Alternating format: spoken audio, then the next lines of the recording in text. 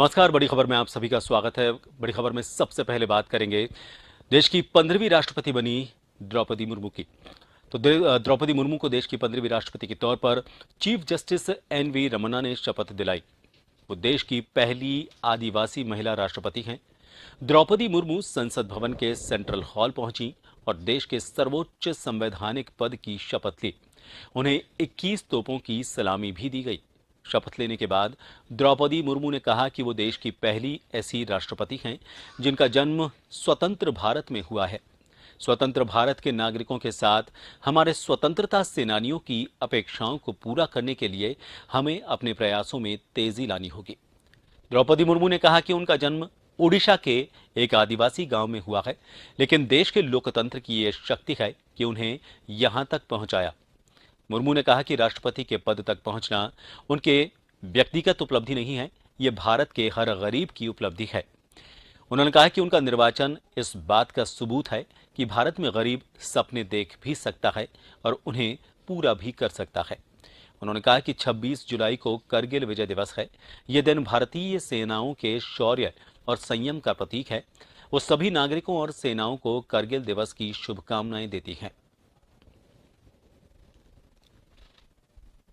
विधि का संविधान और इस बात का सबूत है कि भारत में गरीब सपने भी देख सकता है और उन्हें पूरा भी कर सकता है।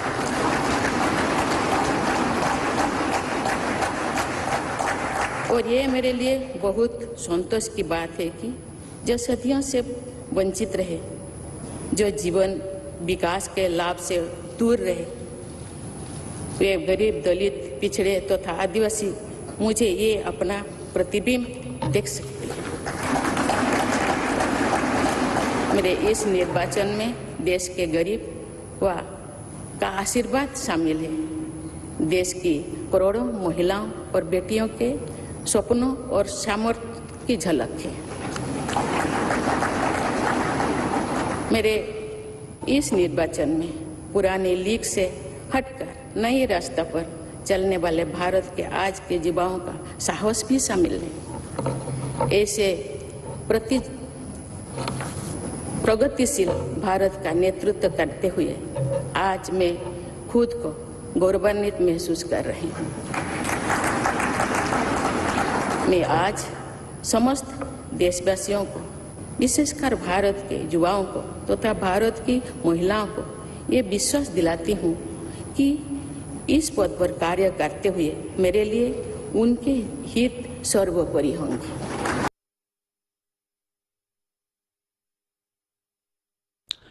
द्रौपदी मुर्मू ने राष्ट्रपति पद की आज शपथ ली। वो देश की पहली आदिवासी महिला राष्ट्रपति बनी है। शपथ ग्रहण समारोह से पहले निवर्तमान राष्ट्रपति रामनाथ कोविंद और उनकी पत्नी सविता कोविंद ने राष्ट्रपति भवन में निर्वाचित राष्ट्रपति द्रौपदी मुर्मू को बधाई दी।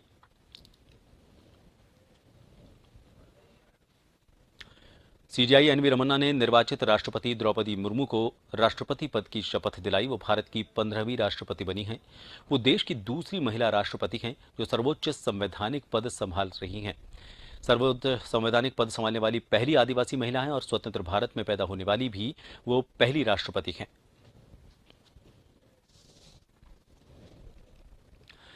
द्रौपदी मुर्मू को देश के 15वें राष्ट्रपति के तौर पर आज शपथ दिलाई गई और ये शपथ चीफ जस्टिस एन.वी. रमन्ना ने दिलवाई। वो देश की पहली आदिवासी महिला राष्ट्रपति हैं। मुर्मू ने संसद भवन के सेंट्रल हॉल में देश के सर्वोच्च संवैधानिक पद की शपथ ली। उन्हें 21 तोपों की सलामी दी गई। इसके बाद राष्ट्रपति भवन में राष्ट्रपति द्रौपदी मुर्मू ने tri service guard of honour का निरीक्षण किया।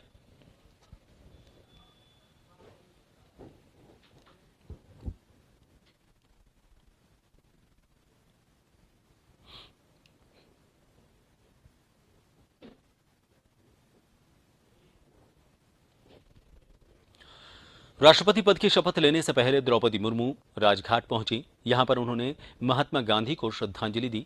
इसके बाद मुर्मू संसद भवन पहुंची। मुर्मू के शपथ ग्रहण में ओडिशा से 64 खास मेहमान पहुंचे थे। शपथ के बाद खास मेहमानों के लिए लंच का आयोजन राष्ट्रपति भवन में ही किया गया।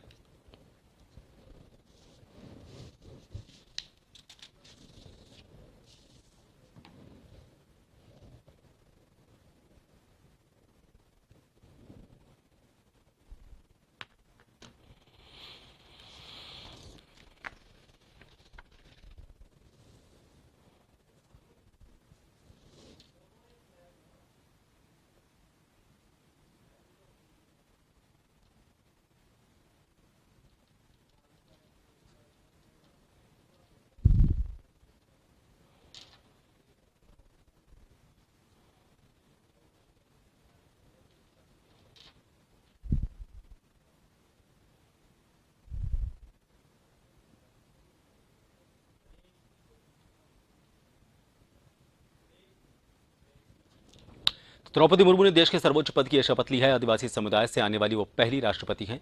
सर्वोच्च पद पर पहुंचने वाली वो स्वतंत्र भारत में जन्मी पहली शख्सियत हैं। शपथ लेने के बाद उन्हें 21 तोपों की सलामी दी गई। सीजीआई एनवी रमन्ना ने उन्हें पद और गोपनीयता की शपथ दिलवाई। राष्ट्रपति ने केंद्रीय हॉल में मौजूद लोगों को संबोधित भी किया। उपराष्ट्रपति, प्रधानमंत्री नरेंद्र मोदी, लोकसभा अध्यक्ष ओम बिरला इस दौरान मौजूद रहे। कई राज्यों के राज्यपाल, मुख्यमंत्री और विभिन्न देशों के राजदूत भी इस दौरान कार्यक्रम में शामिल हुए। पुराने संसद भवन में शपथ लेने वाली वो अंतिम राष्ट्रपति हैं।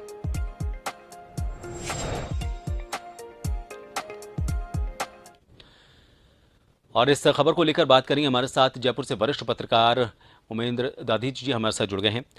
उमेंद्र जी, ये राष्ट्रपति का जो निर्वाचन हुआ है, जो चयन हुआ है, ये सिर्फ एक ये कहा जाए कि संदेश नहीं है, ये एक उम्मीद भी है। उम्मीद इसलिए मजबूत होती है क्योंकि पहली बात तो महिला, दूसरा आदिवासी समुदाय से और तीसरा आखिरी पंक्ति में खड़ा कोई व्यक्ति सपने देख सकता है और न सिर्फ प्रथम पंक्ति बल्कि उस पूरे समुदाय का, पूरे देश का नेतृत्व करता है, उसका सबसे प्रथम नागरिक बनता है। ये सारी उम्मीदों को पूरा करने के लिए मजबूत इच्छा शक्ति देश के लोगों में जागती है। ये जो निर्वाचन है, द्रौपदी मुर्मू राष्ट्रपति के तौर पर निर्वाचित हुई हैं, क्या इसे उसी उम्मीद का एक उसकी नजीर माना जाए?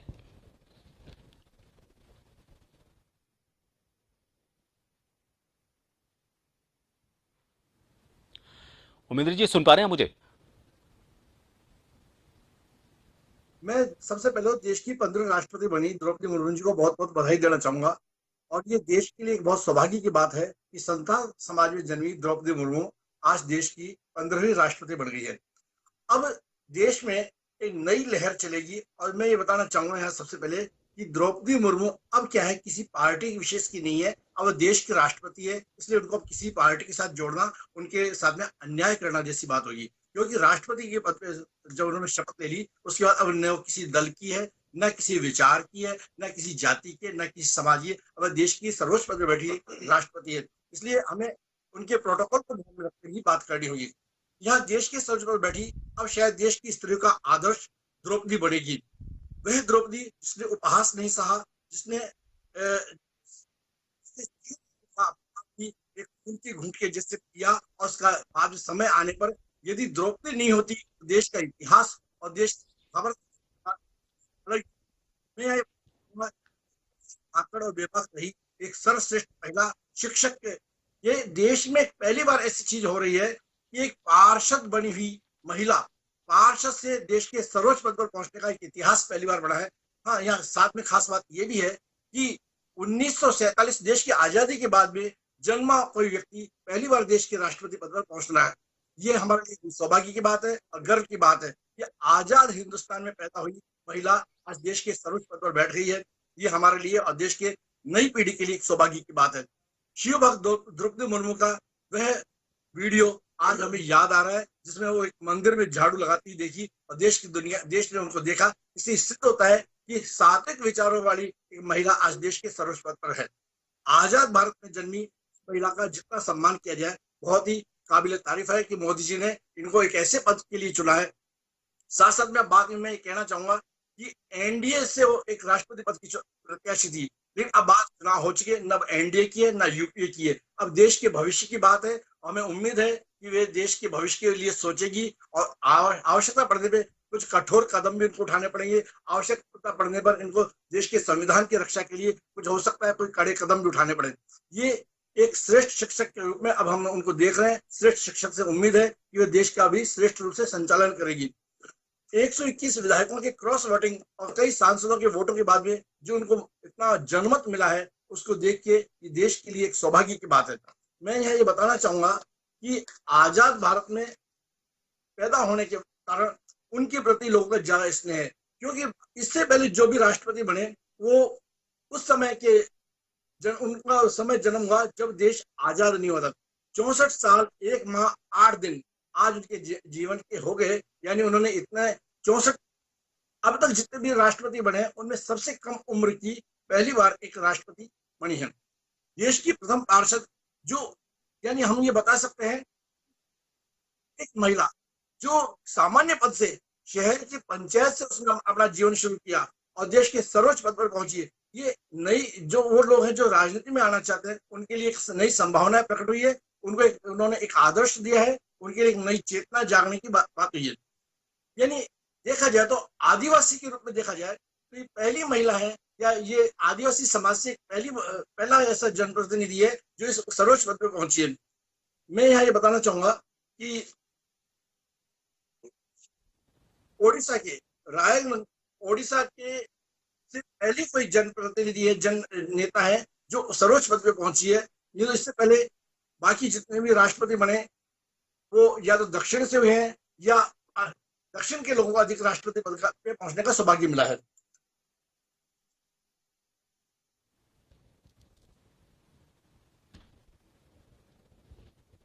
चलिए, बहुत बहुत शुक्रिया उमेश जी हमसे जुड़ने के लिए। तो ये वाकई एक बहुत बड़ा उम्मीद की किरण कहा जा सकता है उन लोगों के लिए जो राजनीति में आना तो चाहते हैं, लेकिन साथ ही सपने ऊंचे देखते हैं। शुरुआत उनको लगता है कि उनकी कमज़ोर हुई है, लेकिन कहाँ तक, आसमान तक उनकी उड़ान हो सकती है। देश के सर्वोच्च पद पर पहुंचने वाली दूसरी ये महिला राष्ट्रपति हैं। इसके अलावा और भी कई योग्यताएं उनमें हैं। फिलहाल लोगों में खुशी की लहर है, और खासतौर पर राजनीतिक दलों ने जिस तरह से इसमें लेकर क्रॉस वोटिंग दिखाई है, उसको लेकर यह समझ में आता है कि लोगों ने राजनीति से परे उठकर, और जो पार्टी लाइन होती है उससे परे उठकर इनमें विश्वास जताया है। अगली बड़ी खबर का रुख करेंगे, और वह है शिवसेना यानी कि महाराष्ट्र को लेकर। असली शिवसेना को लेकर चुनाव आयोग के आदेश के खिलाफ उद्धव ठाकरे गुट सुप्रीम कोर्ट पहुंच चुका है, और इसे लेकर एक याचिका दाखिल की गई है जिसमें यह कहा गया है कि अभी शिंदे गुट के विधायकों की अयोग्यता का मामला कोर्ट में पेंडिंग है। ऐसे में आयोग यह तय नहीं कर सकता कि असली शिवसेना कौन है। दरअसल चुनाव आयोग ने शिंदे गुट और उद्धव गुट से 8 अगस्त तक शिवसेना के अधिकार के दावे दस्तावेज के साथ दाखिल करने के लिए कहा था। इसे ही ठाकरे गुट ने सुप्रीम कोर्ट में चैलेंज किया है। याचिका में कहा गया है कि आयोग का यह फैसला असंवैधानिक और जल्दबाजी में लिया गया है।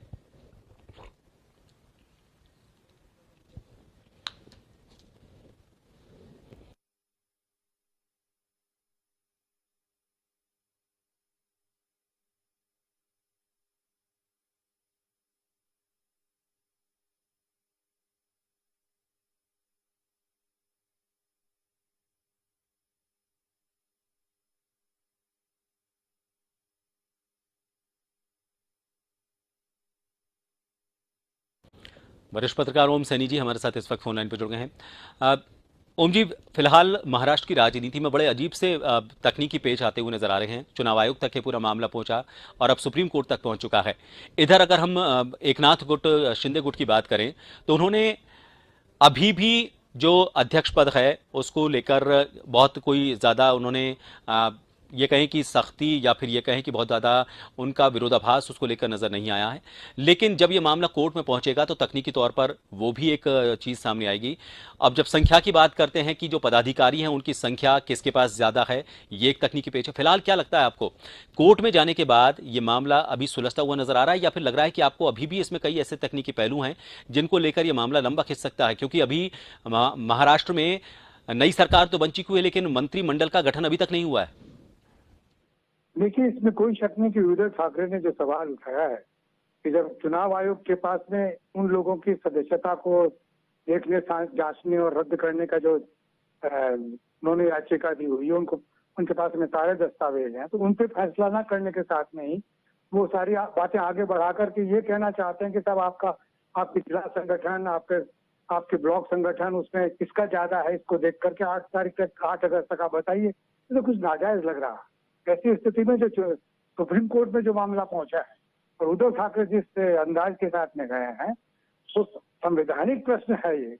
हो सकता है कि एमएलए और सांसद उनके साथ में हो, लेकिन विपरीत उसके अंदर हो, लेकिन उद्धव ठाकरे का जो अपना पार्टी है जो बनाई है, जिसका जो संगठन महाराष्ट्र में बना हुआ है, वहां से अगर जांचा जाता है तो चीजें बहुत अलग किस्म की आएंगी।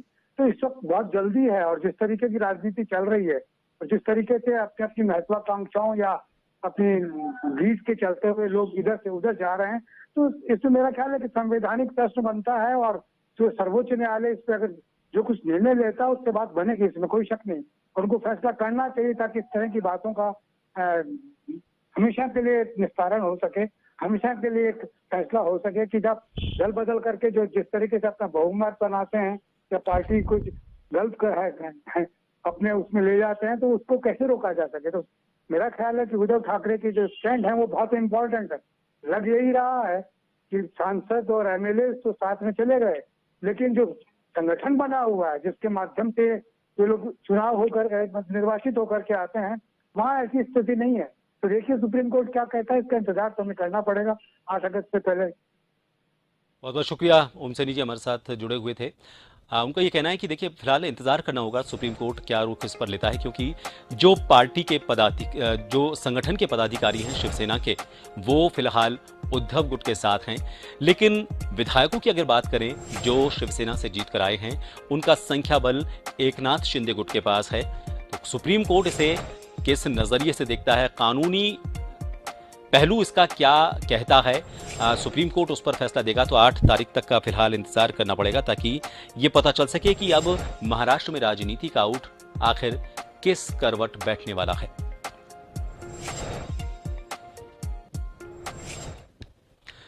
और अब बात सावन की। सावन के दूसरे सोमवार पर काशी में बाबा विश्वनाथ के दर्शन के लिए कांवड़ियों की लंबी कतार लगी हुई है। इस दौरान लाखों श्रद्धालु सावन के दूसरे सोमवार पर भारी वर्षा के बीच लंबी कतारों में खड़े होकर अपनी बारी का इंतजार कर रहे हैं। तो कांवड़ियों ने गंगा घाट से जल लाकर बाबा विश्वनाथ गर्भगृह में अर्पित किया। भारी सुरक्षा के बीच बाबा विश्वनाथ के दर्शन और पूजन भी किए।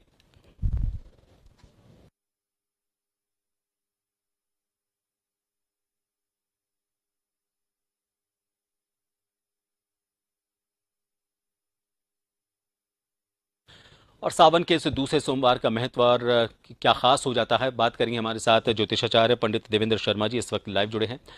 पंडित जी, सावन का दूसरा सोमवार है, क्या कोई विशेष योग इस दूसरे सोमवार को बैठ रहा है, और या फिर हम सावन के इस बार के सावन के सोमवार की बात करें, क्या कोई विशेष नक्षत्र स्थिति बैठती है, पूजा का कोई विशेष तरीका या फिर कोई विधान बैठता है?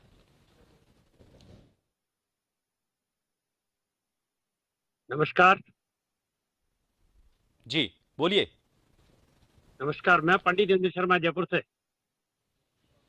ऐसा भगवान शंकर का सबसे प्रिय मास श्रावण मास का समय चल रहा है। अभी आज द्वितीय सोमवार है। दूसरे सोमवार के अंदर भगवान शिव का सभी अभिषेक सारे भक्तगण कर रहे हैं। जैसा कि वैदिक नियमानुसार भगवान शिव ने जैसा शास्त्रों में बताया है कि सोमवार के दिन सभी जितने भी शिवलिंग है, चाहे वो घर में हो, चाहे मंदिर में हो, चाहे किसी भी स्थान पे शिवलिंग है, उनमें अपनी शक्ति के अनुसार समावेश करते हैं। श्रावण के सोमवार के दिन वो हर जगह स्थान पे रहते हैं, हर जगह उपस्थित रहते हैं। तो ज्यादा भक्तगण उस दिन अभिषेक करते हैं, अपने जलाभिषेक करते हैं, दुग्धाभिषेक करते हैं, अलग अलग रसों से अभिषेक किया जाता है। ज्योतिषीय आधार पे अगर हम इसको देखते हैं तो भगवान शिव सारे ज्योतिष अंग के प्रधान देवता हैं, और विशेषतः मृत्युंजय के तो कुछ मालिक है, वो मृत्युंजय कहलाते हैं। तो महाकाल की आज के जो सोमवार की जो महत्व है द्वितीय सोमवार का, वो आयु वृद्धि के लिए बहुत ज्यादा माना जाता है। तो रोग नाश के लिए बहुत ही महत्वपूर्ण दिन माना जाता है। दूसरा, अभी जो सूर्य के समय जो चल रहा है, अभी सूर्य कर्क राशि में है, और कर्क राशि में साथ में बुध भी चल रहे हैं, तो बुधादि योग है। उस बुधादि योग का पूरा प्रभाव इस सोमवार को मिल रहा है। आज के दिन का जो अभिषेक सोमवार को किया है तो सोम प्रदोष है। आज विशेष दिन ऐसा इसलिए माना गया है कि आज प्रदोष का दिन भी शामिल है, तो शिव शक्ति के मिलन का समय है, और दोनों ही शिवलिंग में उपस्थित हैं। अगर आज के दिवस में जिन भी भक्तगणों ने अपने विशेष औषधियों से या जलाभिषेक से या जिस भी तरीके से जो करते हैं, पंचाभिषेक जो भी किया जाता है, अगर आज के दिन करते हैं तो उनको विशेष सूर्य का प्रभाव मिलता है। सूर्य का प्रभाव बुधादि योग, जहाँ पूरी सुख शांति समृद्धि अपने घरों में मिलती है, वहीं रोगनाश भी होता है, साथ में शत्रुओं का नाश भी किया जाता है। इसके अलावा जो और भी महत्वपूर्ण स्थान आज का दिन जो बनता है सोम प्रदोष की वजह से है, उसमें यह है कि शनि मकर राशि में स्वयं की राशि में वक्री होकर आए हुए हैं। अब चूंकि अभी महाकाल का समय सबसे सुदृढ़ है, और इसमें अगर शनि मकर राशि में अगर स्वग्रही है और साथ में पंच महापुरुष योग का एक प्रभाव बना रहे हैं, उसमें यदि कोई भी व्यक्ति अपने रोगनाश के लिए या कहीं मृत्युशैया पे है और उनके लिए अगर कोई रुद्राभिषेक किया जाता है या किसी भी तरीके के कोई प्रयोग कर दिए जाते हैं, तो बिल्कुल सटीक और सफल माने जाते हैं। महाकाल की आज की जो लोगों ने आज जितनी भी की होगी उनको तो विशेष फल मिलने वाला है ही है। इसके अलावा भगवान शिव का पूरा आशीर्वाद आज पूरा का पूरा प्राप्त हो रहा है। चलिए, बहुत बहुत धन्यवाद पंडित जी। और पंडित जी का जैसा कहना है कि इस बार का जो सावन का दूसरा सोमवार है रोगनाशक है, आयु वृद्धि के लिए काफी अच्छा है। प्रदोष काल में चूंकि है, सूर्य कर्क राशि में है और साथ में बुध भी विराजमान है, तो इस बार का जो सावन है और सावन के जो सोमवार हैं काफी खास हो जाते हैं। तो फिलहाल के लिए बड़ी खबर में इतना ही। दीजिए इजाजत, नमस्कार।